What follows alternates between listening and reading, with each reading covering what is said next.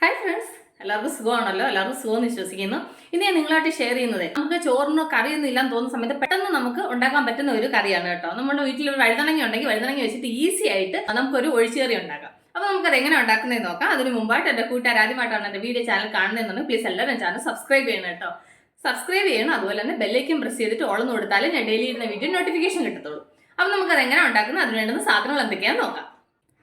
അതിനുവേണ്ടി ഒരു കുക്കർ എടുത്ത് ഇതിലേക്ക് ഞാനൊരു 4 വഴുതനങ്ങ കഴുകി ക്ലീൻ ചെയ്ത് ചെറുതായിട്ട് അരിഞ്ഞതാണ് കേട്ടോ. അതിലേക്ക് ഇട്ട് കൊടുക്കാം. എന്നിട്ട് അതിൻ്റെ കൂടെ 1/2 കപ്പ് തുമരപ്പരിപ്പ്, സാമ്പാർ പരിപ്പ് കേട്ടോ, അതിലേക്ക് ഇട്ട് കൊടുക്കാം. എന്നിട്ട് അതിൻ്റെ കൂടെ പുളിക്ക് വേണ്ടതിനനുസരിച്ച് തക്കാളി, നമ്മളിതിന് പുളിയൊന്നും ചേർക്കുന്നില്ല, തക്കാളിയുടെ പുളി മാത്രമേ ഉണ്ടാകത്തുള്ളൂ. അപ്പോൾ അതിനനുസരിച്ചിട്ട് തക്കാളി ചേർക്കണം. എന്നിട്ട് ഇതിൻ്റെ കൂടെ ഒരു 7-10 വെളുത്തുള്ളി, അത് കഴിഞ്ഞ് എരിവിന് പച്ചമുളക്. നമ്മൾ വേറെ മുളക് പൊടിയൊന്നും ചേർക്കത്തില്ല, അതുകൊണ്ട് പച്ചമുളക് അതിനനുസരിച്ചിട്ട് ചേർക്കണം.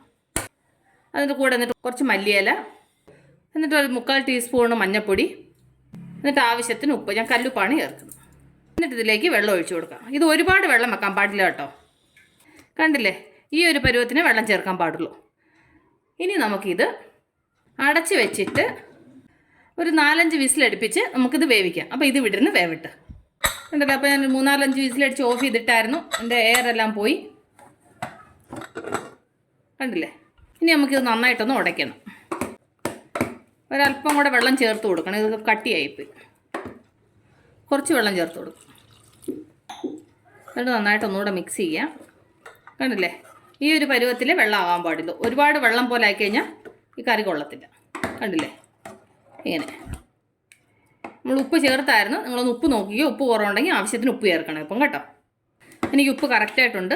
ഇനി നമുക്കിത് അടപ്പ വെച്ചൊന്ന് തിളപ്പിക്കണം, കാരണം നമ്മൾ ഇതിനകത്ത് കുറച്ച് വെള്ളം ചേർത്തായിരുന്നല്ലോ. ഇത് വിടുന്ന തിളയ്ക്കുന്ന നേരത്തിന് ഇതിന് നമുക്ക് കടു വറക്കണം. അത് കഴിഞ്ഞ് പാൻ അടപ്പ വെച്ച് പാൻ നന്നായി ചൂടായി ഇതിലേക്ക് നമുക്ക് ഒരു 2 ടേബിൾ സ്പൂൺ എണ്ണ ഒഴിച്ചു കൊടുക്കാം. ഞാൻ വെളിച്ചെണ്ണയാണ് ഒഴിച്ചേക്കുന്നത്.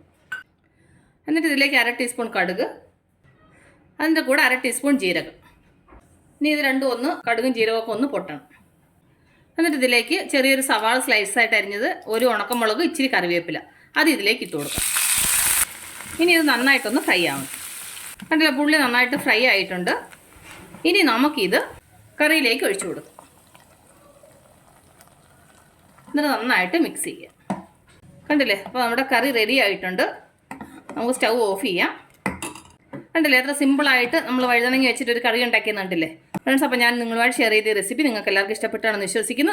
നിങ്ങളെല്ലാവരും ട്രൈ ചെയ്യണം കേട്ടോ. നിങ്ങളെല്ലാവരും ട്രൈ ചെയ്യണം. ട്രൈ ചെയ്ത് നിങ്ങൾക്ക് ഇഷ്ടപ്പെട്ടാൽ നിങ്ങളുടെ ഫ്രണ്ട്സിന് ഷെയർ ചെയ്യുക, ലൈക്ക് ചെയ്യുക, വാല്യുബിൾ കമൻറ്റ്സ് ഇടുക. അപ്പോൾ നാളെ നമ്മൾ രുചികരമായ പുതിയ വീഡിയോ, പുതിയ റെസിപ്പിയുമായിട്ട് നാളെ നമ്മൾ വീണ്ടും കാണും വരെ ടേക്ക് കെയർ, ബൈ.